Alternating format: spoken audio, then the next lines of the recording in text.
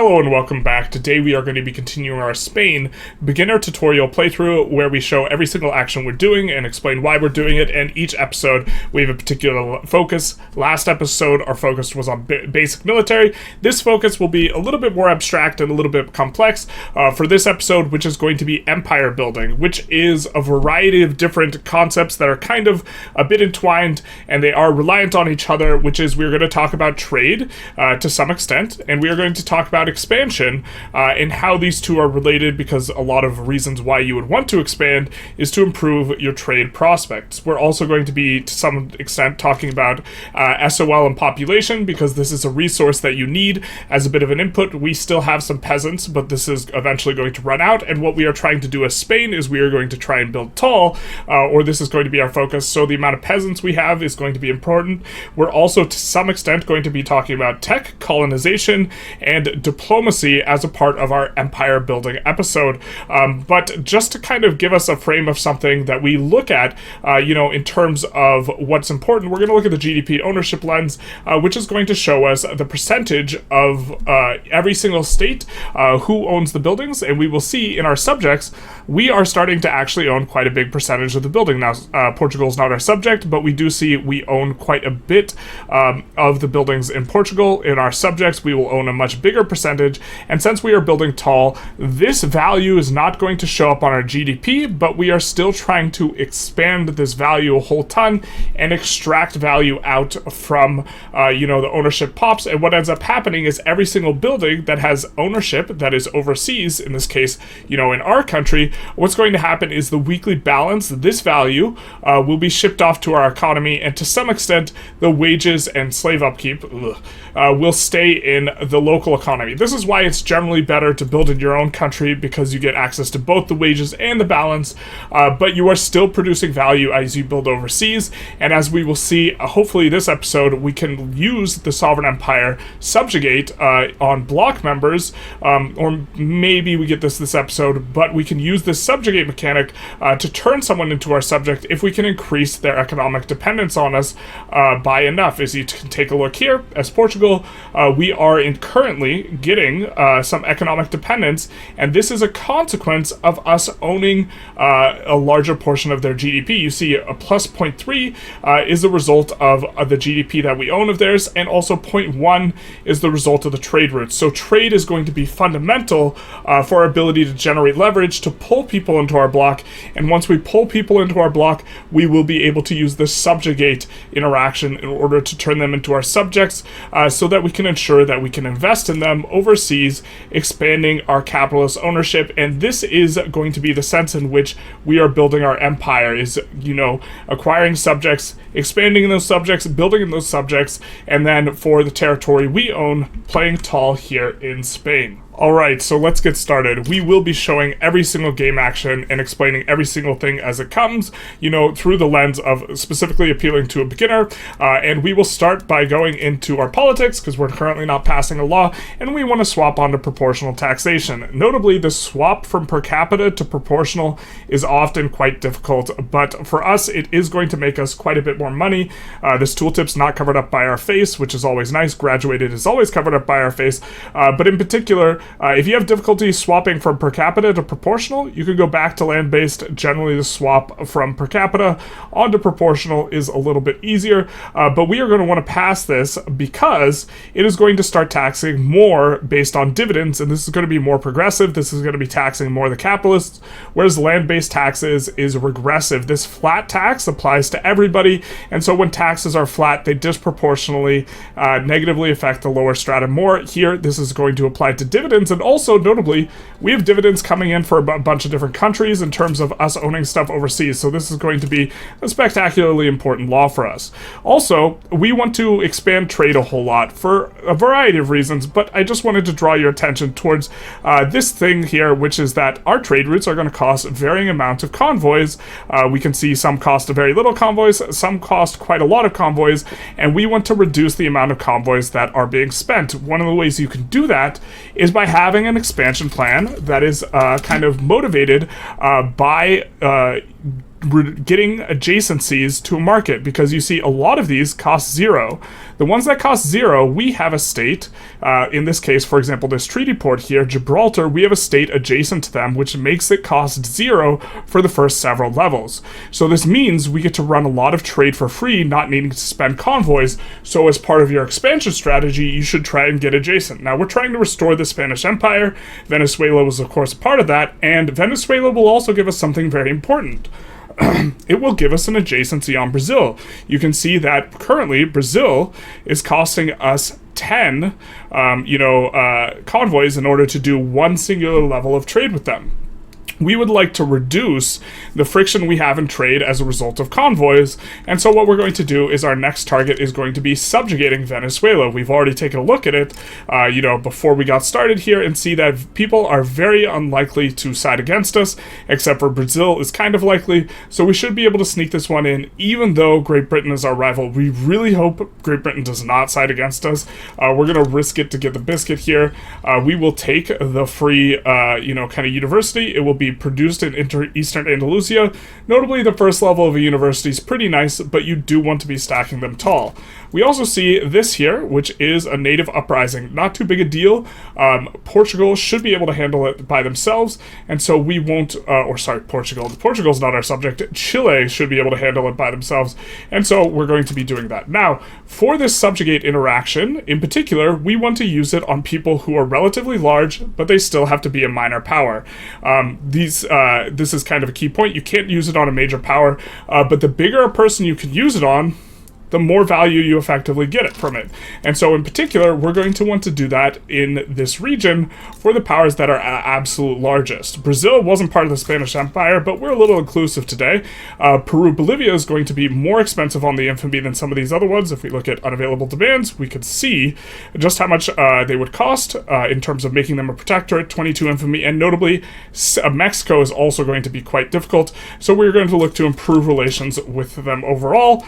We see it looks like, hey, Brazil has sided against us, and Brazil's army relatively large. However, if we don't put any war goals in on Brazil, Brazil will eventually tick out of the war, and we won't have to worry about Brazil, and this is maybe how we will try and fight this war, rather than trying to beat up Brazil ourselves. Alternatively, we could do something like try and sway France. Looks like they want, hey, we are more than happy to have a trade agreement with France. What a trade agreement does, in addition to getting rid of the tariffs that France would have been charging on us, we notably are on free trade, so we don't charge tariffs. You don't really want to charge tariffs. We'll talk about that more in a second. But we notably... This will also give us ticking positive relations with them.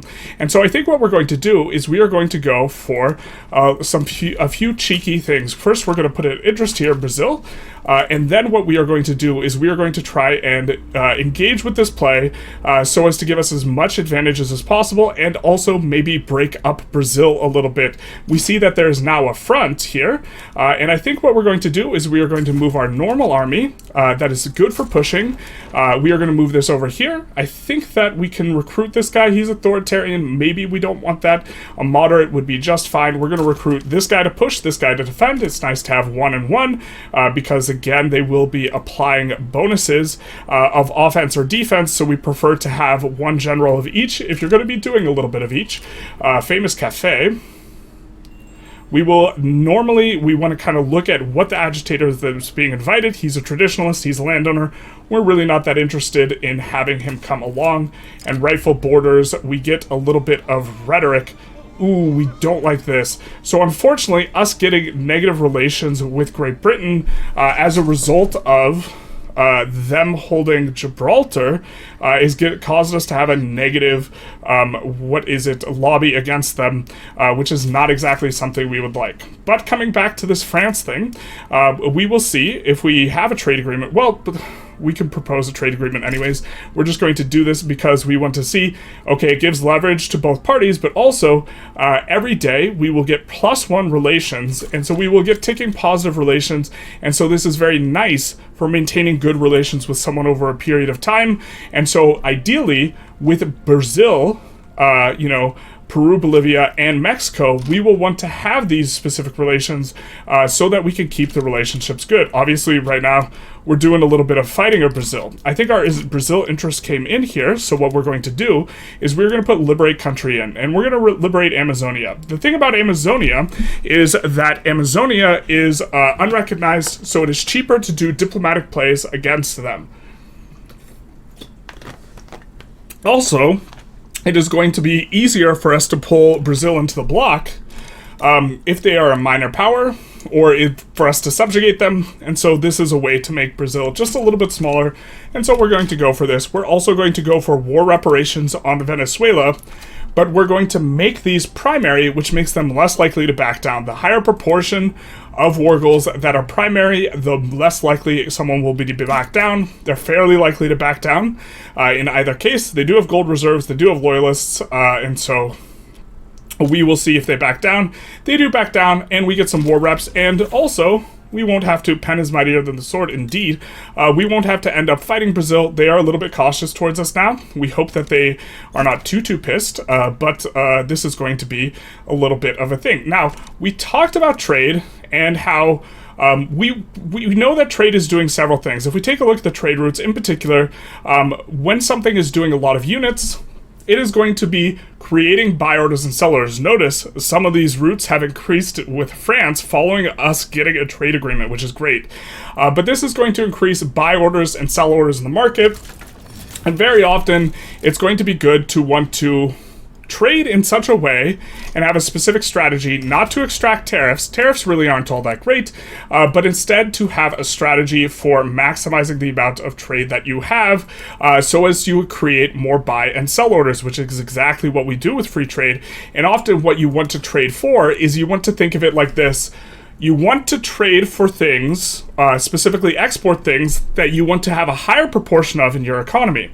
Without going into too much detail on it, we will take a look here. Manor houses are owned by aristocrats. Aristocrats do not contribute as much of their income to the investment pool as capitalists do, so capitalists are generally preferable. So we would generally prefer to export capitalist goods, especially ones we have companies for, and import aristocratic goods. If we can do more volume of trade, this means we can create more buy orders for capitalist goods, like tools in our market, so we're going to export to the Brazilian market. You notice here, now it costs 0 convoys to trade to Brazil because we have a connection to Brazil in here, Venezuela, the Spanish market. And so this is one of the reasons why we wanted to go for this. But this is going to increase price of tools in our market, which will allow our economy to be more oriented towards tool, increase the profitability of the tools, which allows us to build more tooling centers, which incidentally is going to allow us to build even taller on the tooling centers and benefit from throughput from economies of scale. And so this is what we will be doing here. Increasing the trade. We want to specialize in this, and we want to expand. And we want to expand in such a way that we can support more adjacencies. You see, we have negative convoys right now. Philanthropy, you're telling me. I think we're going to go for the standard of living a little bit. We don't have any stall chance on prop tax, and so I think we're in safe enough spot of the +1 standard of living and minus minimum expected is going to heavily curb the amount of radicals we are getting from being below minimum expected standard of living, and this is going to be good. But we can now run more trade as a result of having this adjacency with Brazil. So why don't we take a look at the Brazilian market? And we are going to, in particular, export a whole bunch of stuff, and this will increase their economic dependence on us. We are specifically looking for things that, have this. We are looking for things that are expensive in order to export, that are industries we want to side in or that we want to emphasize or focus on. We actually don't want to do clothes too much. We might export it anyways, but the reason being is we would prefer to export luxury clothes and keep the price of regular clothes low because this increases SOL. But this is just a slight preference. We also will turn around and import some of this stuff, even if it's not necessarily hyper profitable, because this will discourage it from being built in our own market, which means we proportionally are going to have more profitable capitalists, and this is going to end up, without getting in too much into the complexity of the system, with us producing more capitalists. Another key important thing is that as you expand, you notice that we have these types of interests, these yellow interests, or orangish interests, and these blue ones. These blue ones are our declared ones, and the yellow ones are our natural ones. If you have a subject, this will allow you to have a natural interest in the region, and so by expanding strategically, we can also, get to the point where we have more declared interests. You need to have a shared interest with someone in order to be able to trade with them. So, for example, let's just double check that Siam is not currently isolationism. They are, but Dynam shouldn't be. Dynam is mercantilist, but if we take a look at their market, we actually will not be able to trade with Dynam right now because we don't share an interest with Dynam.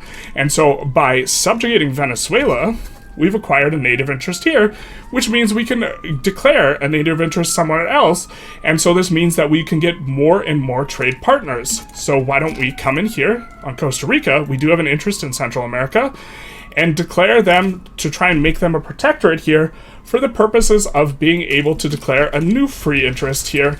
And so this is another reason to want to kind of expand. We actually made a little bit of a mistake. We probably should have gone for Guatemala instead. We'll put in war reparations because we would kind of want them to back down.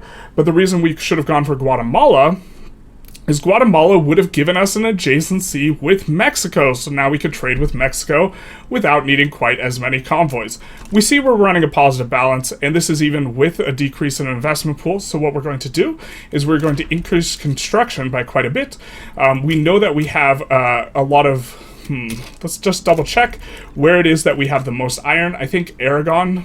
Let's take a look. We're going to look just at domestic, and we are just going to sort here, which doesn't quite sort exactly like we'd want, but we see there's quite a bit in Navarra. We see that the next most is in Western Andalusia. So Navarra and Western Andalusia will be where we put our construction sectors. So we'll put a few here and a few here, and keep things going. Incidentally, Navarra we are trying to build tall in, and we are running decrees in. We have a little bit of extra authority, so we could put down some more decrees, or we could put in some consumption taxes. We already have several consumption taxes. We don't want to particularly target the poor with our consumption taxes, so I think it's time to put in another decree, and we're going to put in a greener grass decree, which is going to help us to build tall specifically in Castile, because eventually we're going to run out of peasants to build in Castile, and what this is going to do is going to greatly increase our migration attraction, because we will get a flat bonus, and we will also get a percentage bonus, and it will increase our overall migration attraction for mass migrations as well. We can see a bunch of pops are now coming here, but you will also see a big function of this is going to be kind of two things here that I would like to draw your attention to in terms of migration attraction.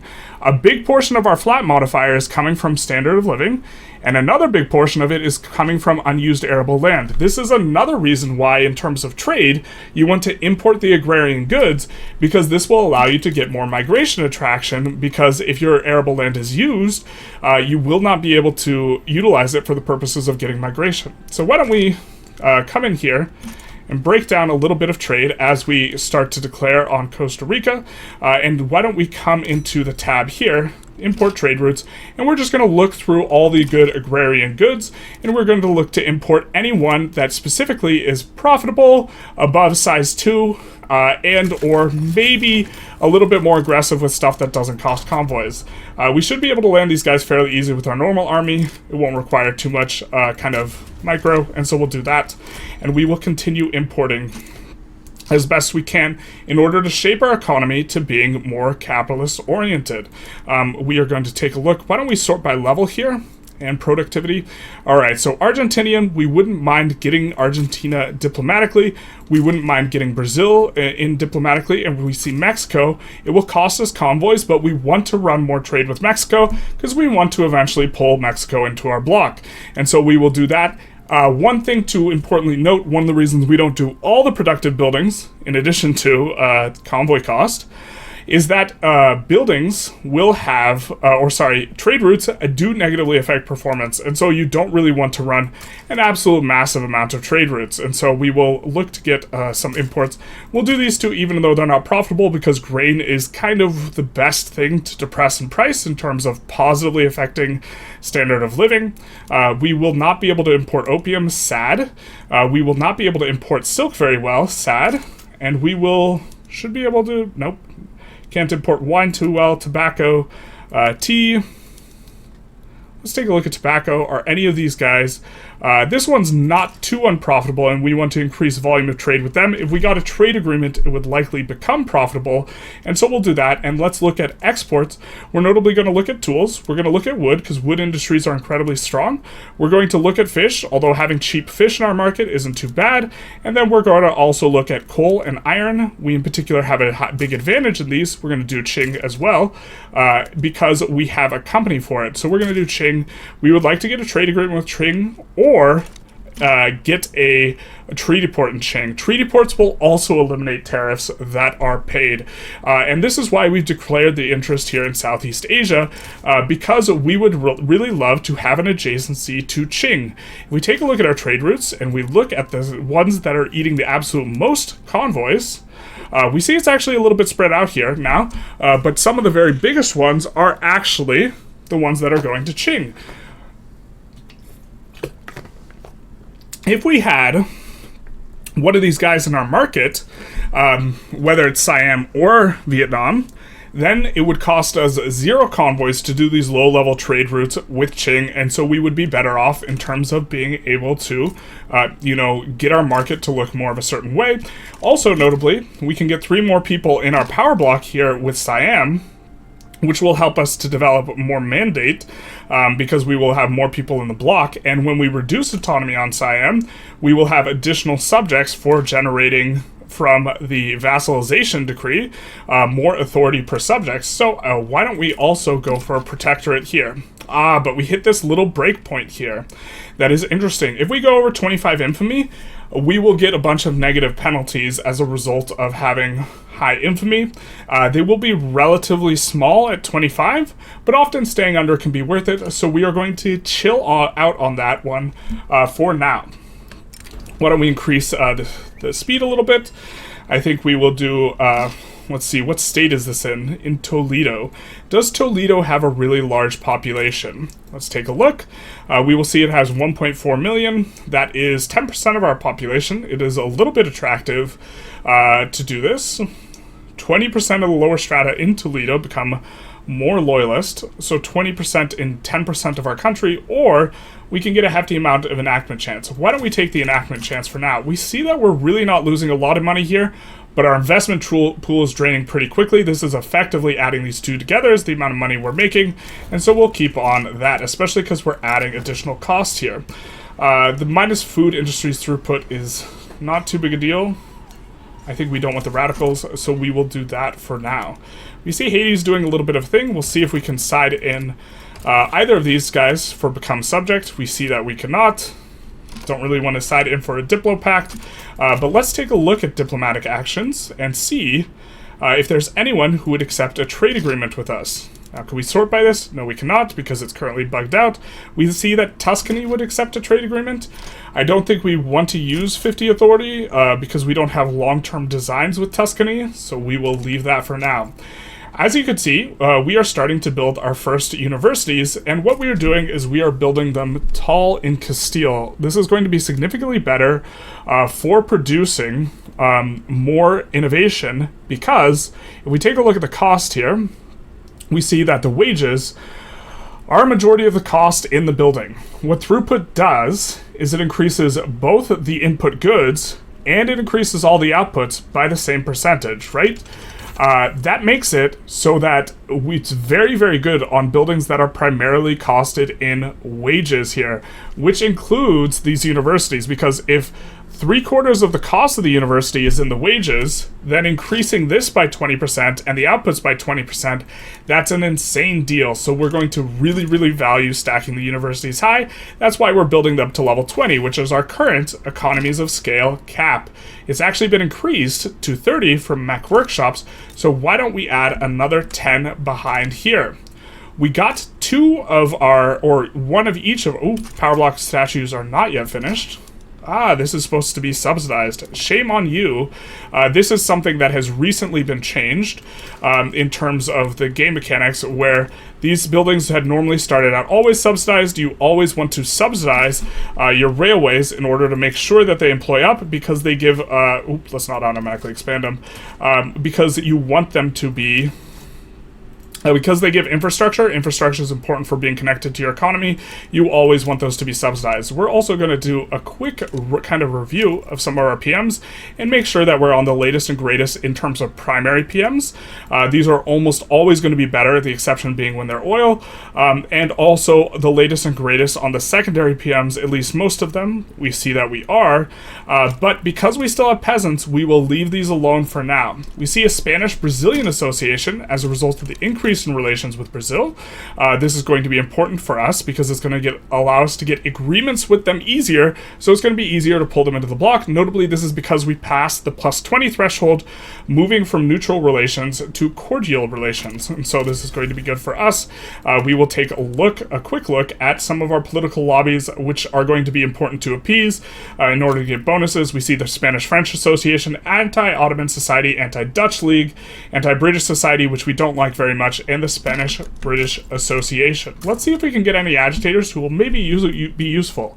We're going to sort by show available, and we are going to kind of scroll through. We want to invite these guys to pass certain movements. Overall, this is a little bit less important for the theme of, imperialization and empire building, but we are just going to make a little bit of a look. We'll start an abolitionist movement is maybe okay with us, because we do want to get off of slavery at some point. So why don't we invite that gentleman, and he will start a new movement that will deal with absolutionism. Actually, let's maybe take a look. We could also use a cautious individual, a cautious agitator. That would be really, really fantastic for us, especially in the Industrialists, or perhaps the Intelligentsia or the petite bourgeoisie, people who could lead the country, because this is a really good trait. So we're going to sort by this. We see that there's a literary guy will join a radical movement. We will see that this guy will also make a good general, because tactful is incredibly good early on for the flat defense. What we are looking for, we see 0, those guys can come along, and we see that one guy with a kind of decent trait in literary can come along. And so we have a little bit of a choice. We notably like this trait because plus infamy decay is particularly strong, and we could maybe put him charge in some kind of road down the line. Let's take a look at the radical movement here, and how big it is, and how powerful it is. Notably, they are agitating, they are somewhat relevant, and so they would allow us, to pass a bunch of other laws a little bit easier. Public schools being, we actually want to get along a lot of these different laws. Public schools is pretty good. We're not really a fan of no policing. We would like to get onto some sort of suffrage off of a monarchy. And so why don't we invite this gentleman, and if we can eventually make him ruler, having literary would be pretty good. So we will invite him in order to continue the movement. Now, what we are kind of looking for is our infamy is decayed down quite a bit, so now we won't get kicked over the 25 threshold. So let's see if we can make these guys protectorate, and we are going to see who sides against us. Netherlands, who we have rivaled, notably will, but they won't really be able to stop us from doing what we want here, and so we're going to click confirm. We also see that, hey, maybe these guys, maybe they're military, it's a little big, and we really don't have that big a navy, and so we can only land with a 20 stack before suffering penalties. So why don't we take this time to also expand out the military a little bit. We're going to double check in terms of ships if we have a shipyard bonus. We do not. The type of bonus we're thinking about is this bonus, and so it doesn't matter too much where we put the ships, but we do want to put them in different places. Specifically, we'll put Navarra and Asturias, we'll put some heavy ships, because those are kind of nice to have, and then we'll put one here, one here, one here, one here, one here. How much more is that? That's 7 additional ships. I think we're at 21 right now. We kind of want to get up to an even number, so why don't we build 2 more additional ships? And the reason we're building them in a bunch of different places is because as the first level comes in, what will end up happening is that, or as the first guy gets employed in the next level, it gives you the full level of the building. And so now we will be able to land with this 30 stack without too much difficulty, and we're also researching general staff to smooth things out a little bit because we are going to be getting skirmish infantry, which is the next upgrade for our infantry. But we are now starting to get a bunch of innovation, which we were not before. We see that we are not yet at the cap. I think that this is the most deceptive tooltip in all of Victoria 3. This uncapped business, because this is a soft cap. Once we hit this innovation cap, what's going to happen, we have an innovation cap of 104, is everything that goes over it will instead go into tech spread. So there's a bunch of different techs we don't have that other people have researched. One of those techs will spread to us over time. And so what happens is it's still worth it to build more innovation, even once you hit this cap, which we are about to hit, as a result of this. Why don't we take, we meant to put in more war goals, specifically war reparations, against these guys. We're going to let this slide. This would maybe be something we would reload for. Notably, it would probably be worth it to liberate the Dutch East Indies, but this is not too big a deal. We will just get the protectorate. It's unfortunate that we kind of are trying to keep things moving along smoothly and are a little bit not executing that perfectly, but we will put that in, and we will also try and land. We are going to take a look at where is their capital. If I'm not mistaken, it's in Bangkok, but we are going to just double check. It is in Bangkok, and so we are going to land with this 30 stack here, which is going to hopefully go well for us. They have inferior technology. If we take a look at their army, they are on irregulars, so it should be pretty easy to land, but we're expanding the navy just in case it's not. We will take the minus approval, and we will also, to the front of the queue, kick all these naval bases because we do want to get them up in time for when our landing gets there. Our industrialists are really happy with us, so we will just get the approval off the rural folk, and we will also, knowing that we are wanting to pull up migration, we will put another greener grass campaign here. Now, it is important to note that there's a secondary mechanic in addition to just intermarket migration, which is giving us more pops here. There's also mass migration, which is going to be an important means of gaining pops, especially if you have a lot of it. So we can see our mass migration attraction, and what this is the average of all our incorporated states. So 35 is not that high. Usually the US has the most of it, and they are getting plus 55, and so they will get most of the mass migrations.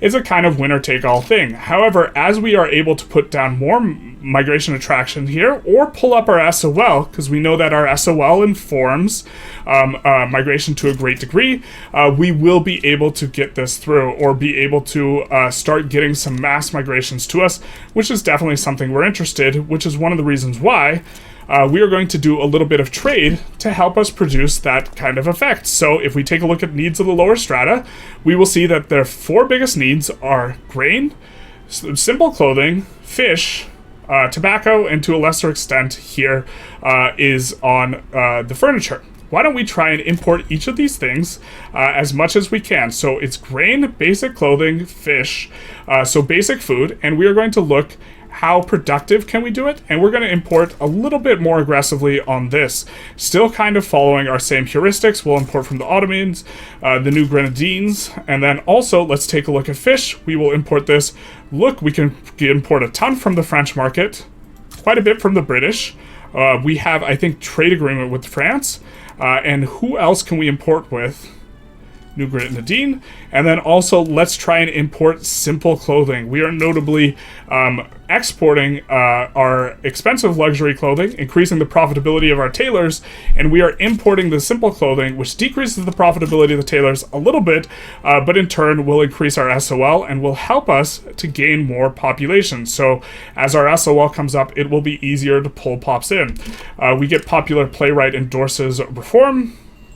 I think that We don't necessarily need the prestige at this point. We don't really want to become a great power just quite yet, and so we'll do that option there. We can see our navy is not getting in. A big part of this is going to be the landing penalty here. We're going to take a quick look at what we can maybe do to try and get in here. We could add tobacco consumption, which is going to increase their morale. We don't have the medical support. We could also see that, hey, maybe this is just a battle that went bad, and maybe we've killed enough of them in this particular battle that we can try and get in again. Notably, we're going to also have to deal with the Netherlands here in terms of this, but because they are using too many admirals to split up all their boats, we are going to handle them even though our boats are not the most secure, let's say. We're starting to lose some money, and we also have a bunch of this resource. Let's take a look at what institutions we can increase. Notably, we really want to increase education. We would want to increase the health system, but we can't. We could decrease taxes to enter a new bracket. I think we're going to get on prop tax, and we're going to be making plenty of money in just a second here. And that actually is maybe the solution we're looking for in terms of being able to land here, because skirmish infantry have a much better stats than, line infantry, plus additional 5 defense, and also plus an additional 10 defense. But what we are also going to do here is we are going to import ammunition because we will be running a shortage of it soon. I said we will be running a shortage of it soon. As soon as the first unit upgrades, we will be running a shortage of it. Let's just come in here. We know we're going to need ammunition, and we're going to import it from the French, the British, and the Americans. We just don't want to run a shortage of it. So now, kind of coming back into what we can research, let's maybe research something that is going to help us a little bit with our plans of building tall and building a little bit of an empire. We can go for central archives. We can go for central banking, which will unlock the bankroll diplomatic action, and maybe this plays a little bit into us trying to play a little bit taller. We'll put in the queue corporate charters because we would love another corporation, and then we'll put in pharmaceuticals, which is going to help us to eventually, yeah, let's do this. Pharmaceuticals is going to help us to grow our population a little bit as kind of time comes through, and we will be getting in now with our landings. Our front is going to get spaghetti. It is going to get spagooted. This is going to be a bit unfortunate, but what's going to happen is there's going to be 2 fronts, and so what we're probably going to do is split this army in half. But you will see that, hey, there's 1 front, there's 2 front, there's a red front, there's a blue front. We are going to just come in here. We're going to add another gentleman. Let's add the Democrat. Notably, we kind of be okay with the Intelligentsia becoming stronger. So what we're going to do is we're going to recruit and promote him up because there will be a multiplicative effect on clout for the Intelligentsia. And we are going to click half. We will want half to be one army and half to be in the other, and we're going to move the other to the other front, and we are going to also mobilize this army and move this in here, although it'll take them quite a hot minute to get there. The art of doing nothing, you're telling me. We will continue to pass that law. Now, someone is offering us foreign investment rights. We're really not that interested because we don't want to spend the Diplo on this. However, we would be interested with other countries giving us that, so why don't we take a look at what we can achieve. We want to request investment rights in various countries, and we'll just take a little bit of a scroll. Normally you can click the sort by, but it is a little bit broken right now. None of these guys are people we really care about pulling into our block, and so we'll leave it alone for now. Let's take a look. We are hemorrhaging money quite strongly here, but that's not too big a deal because we are about to get on a different tax system. We see that we're pushing both the fronts. Netherlands will probably reassign some armies here and maybe be able to do something, but I don't think it's going to be enough. And so I think we're in okay shape. What is this towards us? Philippines is requesting we provide military assistance. It's almost never worth it to click this. Plus, military goods cost is a modifier that deletes value from your economy, and so we are going to choose not to do that here. Notably, this guy's free. We can get in a little bit faster if we just reland over here, rather than letting them push.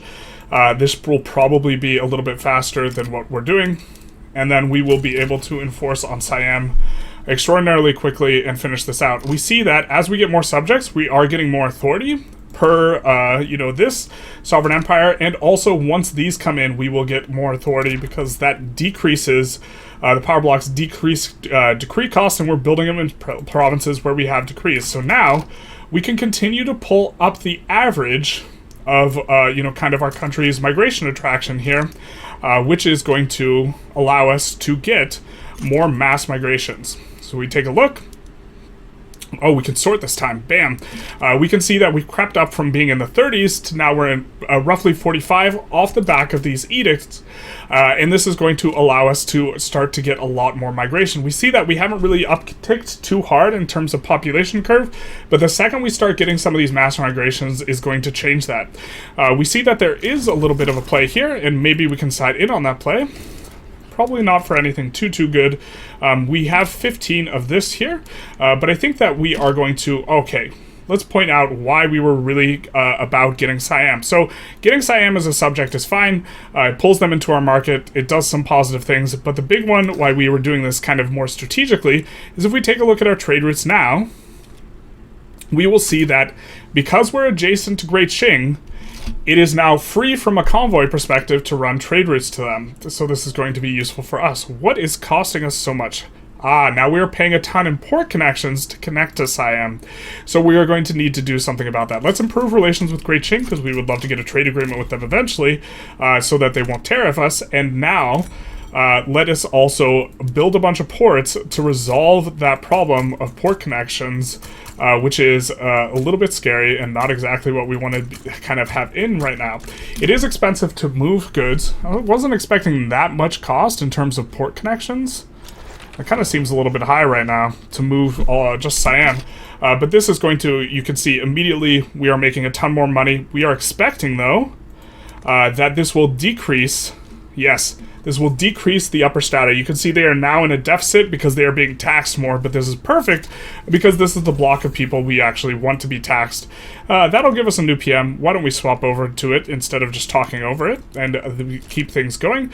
And why don't we check in on how our power block cohesion is working? We see that Venezuela is going to be one of the more negative people pulling down cohesion, and Siam is also probably going to be in that boat relatively soon. We see that we have pulled up to being a great power as well, which is going to increase influence, declared interests, maneuvers, is going to decrease loan interest rate, give us more migration attraction, so this is part of why we are pushed up, but also we see we don't have a lot of influence anymore, and a big part of that, why that is because our rivals got bricked, because we moved up in power ranks, so now we need to rethink and think if we want to rival anyone. I think that the CSA is maybe fine to rival, but I also think the USA is fine to rival, mainly because I think in the long term we will want to get Mexico into our market and reclaim land from the USA, and so why don't we rival them? They are going to thumb our pie quite a bit in kind of times to come, but maybe that will give us a little bit of something more interesting, and now we will be able to improve relations with both Siam, with the extra Diplo, and also we will want to improve relations here with Venezuela. This will help to keep us to have higher cohesion, which will allow us to generate mandate faster as these guys get into a better situation. We see Chile has good liberty desire, or high liberty desire, and it is ticking up. We see liberty desire is ticking up on a lot of these guys. Why don't we hover and see why it is ticking up? It is because there is no supply network, so this is going to be important for us to resolve immediately, which is exactly what we're doing, and is why all of them are ticking up here. We don't want this. They have rivaled us and promptly formed a block, which is going to maybe be good for us, because let's take a look at diplomacy. It looks like they're just rivaling Austria, which would make it easier for us to get good relations with Austria. We don't have a lot of Diplo kind of to go around here. Not too much to do. We are going to massively decrease this, though, this deficit, which is going to make it so that our subjects are much more pleased with us. Let's say the party never ends here, and let's check and see what our leverage is looking like with Portugal. We can see it is going down. I imagine that is because of our cohesion is going down. We see it's improving. Alright, so we're kind of moving in the right direction. Let's get additional migration attraction. I think we've kind of discussed a lot of things on my note card that I know we wanted to discuss. We discussed adjacencies, one of the big reasons why we pulled Siam in. And perhaps it would have been a little bit better to pull someone smaller in, but there's not the normal person you go for is Brunei right here, which is adjacent to Lanfang, which is in Chinese market. However, the Dutch East Indies had already gone for them, and so this was kind of preventing us from being able to do with that. We do have a lot more interest we can declare, though, now, as a result of both getting this Indochina free interest, and you get free interest from being a GP. So why don't we put in on Dixie, South Africa, Zanj, and Congo, kind of some of the normal colonizing places. And then why don't we put in the capital of France? Now if France revs, we will be able to join on either side of the play rather than kind of being sidelined here. We see our GDP did take a little bit of a dive when we lost access to the full market, but now things should be in much better shape, and we should also be seeing trade routes kind of increase in size again. They decreased down as we got our influence. Our convoys pulled down from the port connections costs, and so now we are seeing them increase, and notably we are starting to use some convoys to import more and more grain and fabric, and notably this is going to be something that helps to increase our SOL, because grain was one of the gold ones where it's, very expensive, and now it's just slightly expensive, and this is going to increase standard of living. If we take a look here, we see that there's 24% excess, and so standard of living should be creeping up. But the upper strata, notably, this is a kind of a threshold we do not want to pass here. Their threshold is they are below minimum expected standard of living. So what we can do is we can actually pump the brakes on maybe some taxes that are targeting the upper strata. Why don't we remove this consumption tax here and see if that helps out the upper strata a little bit. It will take a little bit of time for that to adjust, but why don't we also remove this consumption tax, and we get a trade offer with Brazil. Again, improves our positive relations, also helps us generate more leverage, improves the appeasement of our Spanish-Brazilian society, and eventually we're going to want to pull them into the block.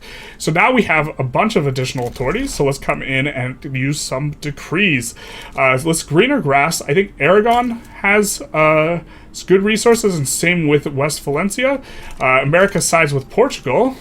We can reset our relations with America if we wanted. We are rivaling them, but why don't we support Portugal unconditionally and see if we can maybe get new agreements with Portugal, because we are genial, we're on the same side of a play as them, and hey, we can offer to support their independence. Oh no, they've been pulled into the... No. They've been pulled into America's block, or they've been subjugated by the USA. They have been subjugated by the USA. So why don't we offer to support their independence?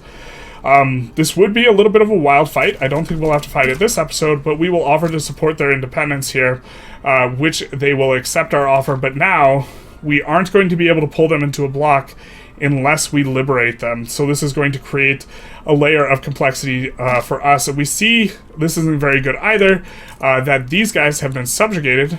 Or no, they haven't been subjugated. They have joined the bloc of France, and so it'll be harder for us to get them. We are decaying down here. I think that since we're on the same side of the play as USA, they cannot side against us. This is a neat little trick. So you can see here, the United States of America, they would be a little bit inclined to side against us. Minus 26 is kind of pushing it. And so we could do this, but hey, we see Great Britain, plus 17. We don't want to fight Great Britain. We just got them to being cordial, which I believe cancels our rivalry. They're still wary of us, but we will just cool our jets here. If we can side with Great Britain in a play, this will improve our relation with them, our attitude with them to genial, and we will instantly be able to get a trade agreement. So this would be fantastic. We're really hoping for this. Why don't we kind of take a quick look at where we could get trade agreements in here? Tuscany, not exactly what we're going for. Let's see where we can maybe ask for investment rights. We have investment rights in some of these, nothing that we're really quite looking for. And so let's take a look at where our attitude... Okay, so central banking has been unlocked, and this is one of the ways we can leverage kind of one of our advantages, money, into another advantage, which is we can use a bankroll now, and we can also fund lobbies. This will be fairly expensive, but it will cause them to get more inclined to join us out of political lobbies in here. I think that we want to kind of streamline Mexico. I don't think that this is an efficient use of resources for us right now, but I do think it is going to be useful for kind of highlighting some ideas, and so why don't we use both of these? We'd really love to get Mexico in. They are up at cordial, and attitude is much easier to improve if you do in fact get yourself you see, they don't have any companies. Interesting. It is a lot easier if we get a political lobby or get them to form a political lobby towards us. I do think there is a map mode for this. We don't often look at it. But I believe there's a map mode so you can see other countries' political lobbies towards you. I just do not remember what it's called. Country attitude, country relations. Well, attitude's somewhat useful, but it's not exactly what we're looking for unless it includes what it is we are looking for. And we see it does not include that. Okay, so there is a way to check. I just cannot remember what it is. We have currently kind of expanded a little bit, though, getting Venezuela in, and also getting Spanish or Siam in over here. Looking at the bureaucracy, I think that we're progressing in pretty good shape here. Literacy is coming on up. This is another thing that we could, we're starting to spam decrees for greener grass. We could spam decrees for literacy, and this would be fine as well. In fact, I think Valencia is pretty nice, so we're going to float this initially with high government wages just to get temporary authority, and then we're going to greener grass Valencia too. And so let's take a look at how things are looking in terms of our mass migration attraction. So we're going to come into the ledger, and we're going to look at mass migration attraction, and we're going to see, can we sort again? We are just on the heels of the United States of America now, which is, of course, fantastic for us. We have 52 migration attraction, and then the thing spaghettis and gets all weird. We hate it when they get all weird, but if we look at the other direction, we see that we're 58 to their 62 now, and so we should start getting mass migration attractions, which will be quite good for us. We also see that we get another mandate. Now, I don't think that this mandate, well, so we have a little bit of an interesting decision point. We could go for vassalization too, which I'm kind of inclined to do because we're playing tall around our subjects, and if we get this additional point, because it is our active or our primary principle, it would increase the equilibrium of our cohesion. Right now our cohesion's not the best, and so we would love to have plus 10 on this cohesion in terms of developing more mandate. And if we look at Diplopacts, we can see that what we are getting from our subjects, we're getting 18. Okay, increasing this by 25%, just fine with us, so we'll go vassalization too.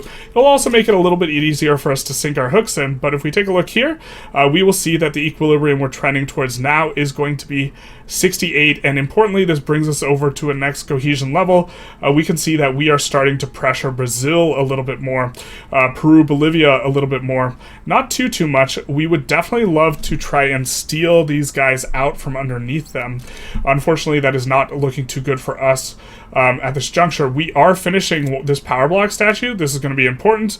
It's in Navarra. It's going to refund us about 100 authority, a little bit less. We will choose the option that just kind of avoids more radicals, but as this completes, it will give us a whole bunch more of this authority. Landowners petition government. I don't think we're going to be interested in anything they have to do. Landed voting would be okay. We're actually not passing a law right now. This would make them very upset. Why don't we actually go for landed voting?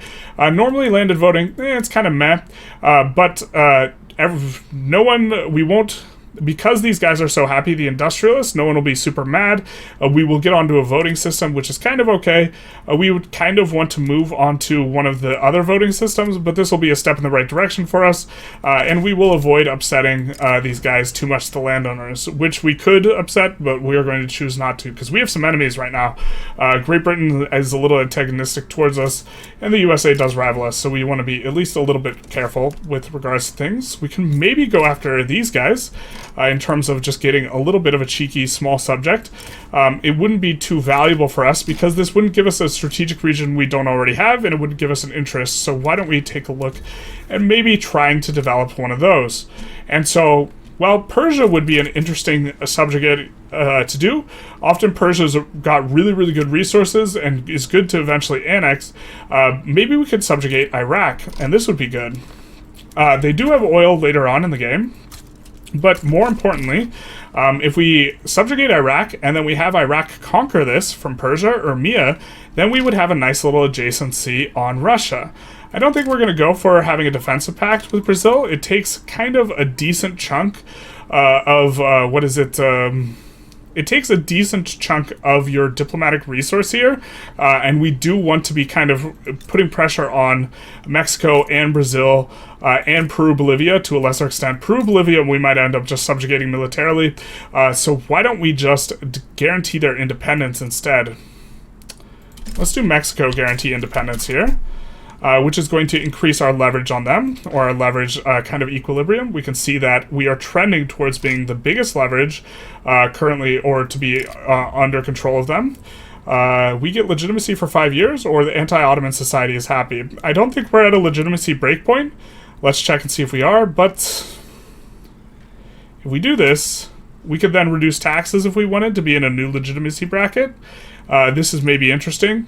And also, we do see our upper strata is starting to get a little bit, they're still upset at us. They're generally the people you want to target. We are just floating just slightly above the minimum expected, so we are getting radicals, and we are notably getting radicals that are high clout radicals, which is a really bad, because what will happen is these are the ones that give you this minus or plus approval kind of ranking here. So maybe we even pull this off here. We're just targeting the upper class a little bit too much. And then when we pull that off, they should be in a little bit of better shape. And then we can put down another decree for greener grass campaigns. We'll do that here. This is not necessarily the best use of our thing, but I think it's important to highlight a way in which we can, fight for gaining more pops. And if we take a look at mass migration attraction, I think we will be the #1 now. We can't sort, but we can look, and we will see that we're at 62.3 versus, they're 63.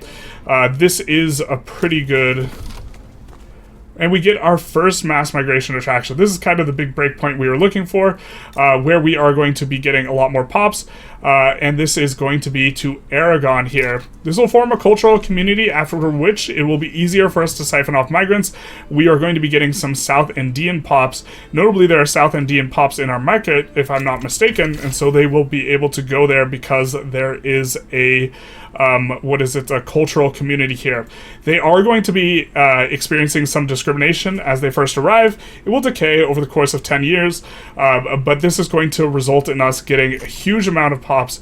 Very big weekly attraction, or weekly pop growth is going to be the case here in Aragon, which is going to give us a lot more pops with which to do stuff. We also get an important technology here, and this is going to be philosophy department.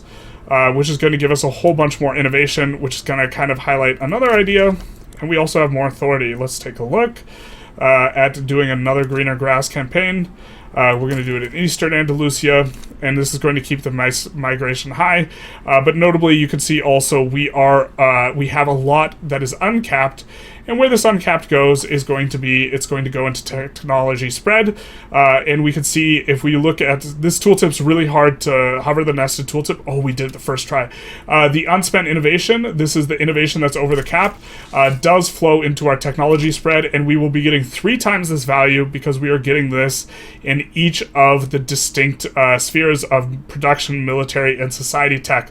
So in total, we are getting 180 from tech spread, and we are getting 36 from unspent innovation, which means that unspent innovation, roughly speaking, is going to be 60% effective. And so it's still worth it for us to go over and build more universities so that we could get a whole lot more research. We're just going to choose the progress on philosophical pragmatism. I don't think the university throughput is not going to give us... We see that it's innovation of 117 with already 30% throughput. We'd maybe get another 20 innovation, and then is that enough to get up to 4K? I don't think it is. Over the course of 5 years, I suppose we could do the math on this, but I think what it ends up getting to is around 1.25K rather than 4K. So we're going to choose this option here. And I think we're going to conclude the tutorial, or conclude this episode. We did talk a little bit more about kind of empire building and some other expansion spots that we wanted to go for, specifically for trade. We talked about how we wanted to use trade to allow us to specialize in other goods. Do we actually want to be importing this wood? Yikes. We actually want to be constructing wood, so we don't want to actually be importing it. Why don't we rectify this real quick? We want to construct as much wood as possible, although maybe not that great for that. We'll export to Iraq. But we talked about how you wanted to use trade to specifically create buy orders, but create buy orders such that it allows you to specialize in goods that you want to specialize in and not build as many goods as you didn't want to specialize in. We did take a look kind of at the start of the episode at our GDP ownership. So if we take a look at GDP ownership here, we will be able to see no one has investment rights on us, so we will always have 100% of our own. But we are sinking our teeth into Portugal a little bit here. More, I think we had like 18%, now we're up at 20%. We are up to 7% here. It looks like we are competing with some other people. We should have a big chunk of our subjects. The newly acquired subjects like Costa Rica, we have now like a 33%. That's a lot of percent. We're starting to get a little bit in Chile, which is one of our subjects. We don't have too much, I think, over here, but we have gotten a little bit in Bangkok, 5%, 10%, these types of stuff, and so we are getting some overseas expansion. We swapped on a prop tax, which is targeting the upper strata, although they are a little bit too targeted right now, so we're having to decrease some consumption taxes to make sure that we are not below minimum expected standard of living for them. We talked about the importance of expansion for adjacencies, and so that we can do stuff like trade with China without needing to use a whole bunch of convoys, although we are getting a bigger route from the convoys. Importantly, we're importing grain for standard of living. We're also importing clothes for standard of living, even though they're an industrial good, because this is where the needs are for these pops. And so this has allowed us to increase our standard of living a little bit over the course of this episode here. In addition to swapping onto prop taxes, we talked about how we would expand to develop interests. Notably, we acquired a native interest in Indochina, Grand Colombia, and Central America over the course of this episode, giving us more opportunities to side in plays, start plays, and also to trade, because your interests are going to be useful for that. We talked a little bit about how SOL drives migration, and also one of the reasons why you want to import the agrarian goods is to make sure that you kind of get more of this unused arable land modifier here, is aided if you are less agriculturally focused as well. We talked a little bit about tech and how throughput was really important, and also going over this, which is the sneakiest tooltip ever, going over this cap is quite a useful thing, because you will still get effectively 60% of the value here, and it will help you with your tech spread. We didn't really get to colonization because we didn't research the tech, but we did talk a little bit about diplomacy. We are playing a little bit more small ball, and we are specifically trying to get more diplomatic relations with Brazil, Mexico, and Peru, Bolivia, to a lesser extent, unfortunately. Portugal sided with the dark side, and also discuss the importance of trade agreements, which are going to give us ticking positive relations with a bunch of countries. And so in particular, we're going to want to get one with Great Britain eventually.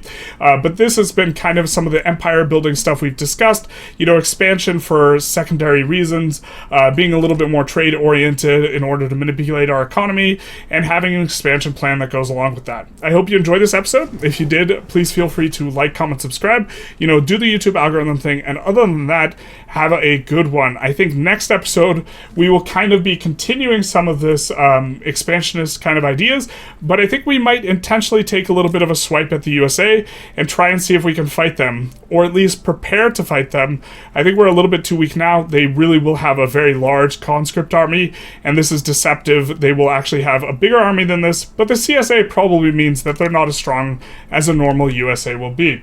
And other than that, have a good one.